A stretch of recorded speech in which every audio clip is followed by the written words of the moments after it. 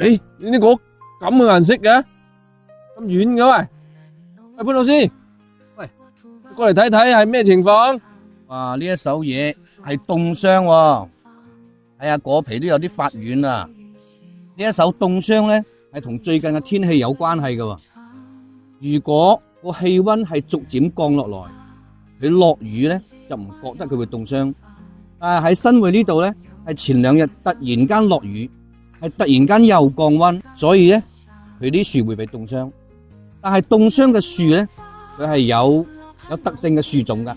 比較中庸嘅，冇咁旺長嘅樹，佢嗰個凍傷嘅程度冇咁高。尤其係呢一種黃樹，佢營養生長過程，糖分積累比較少。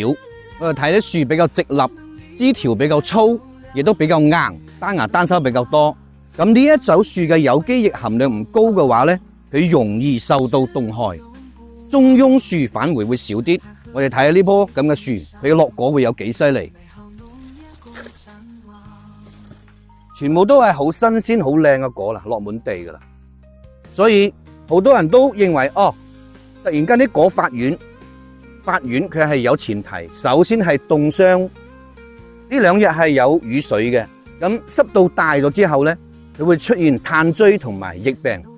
所以我哋睇到佢凍傷咗啲果咧，佢喺果蒂部分、果實部分，呢度佢係呈現淡紫色。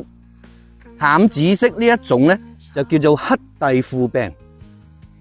咁樣金桔科咧喺好多年都未出現過呢種病害。點解咧？因為大家都中意用有機肥，有機肥係可以提高呢棵樹嘅有機液濃度嘅。咁樣點解又會出現咗呢一種咁嘅情況咧？就係因為前2日突然間落咗凍雨，果樹冇一個對氣溫嘅適應期，突然間凍落嚟，所以咧產生咗凍傷。凍傷嘅抵抗力就低啦，就容易感染呢個黑蒂腐病。其實黑蒂腐病同我哋個褐斑病係一樣咁嘅道理嘅，所以我建議咧，大家要盡快採摘，以免咧造成嚴重嘅嗰個落果情況。睇到啲樹叭叭聲噶，落果會好犀利噶。咁樣對嗰啲未點樣轉色嘅比較中庸嘅樹，我哋要點樣搞咧？一定要注意殺菌。殺菌我哋用2隻，一隻就係苯甲麥芹枝，同埋一個就係希斯馬林，或者係用希斯馬林複配一個清霜座，咁樣就高效啲。咁樣有機液嘅濃度點補充咧？有2個方案。第一個係快速嘅，我哋一定要補充摩美枝，呢個微藻活性肽。佢入面有12個有機鉀，吸收力非常之快。咁樣用呢個方案處理葉部。咁根部點處理呢？根部我哋一定要撒施黃品3物有機肥，佢係淹沒型嘅，佢係屬於有機碳含量好高嘅一個3物有機肥料。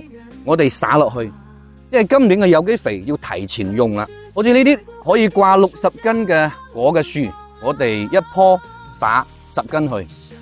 咁樣到明年嘅4月、7月各撒5到10斤，咁樣就可以防止到佢明年又要出現咁嘅狀況。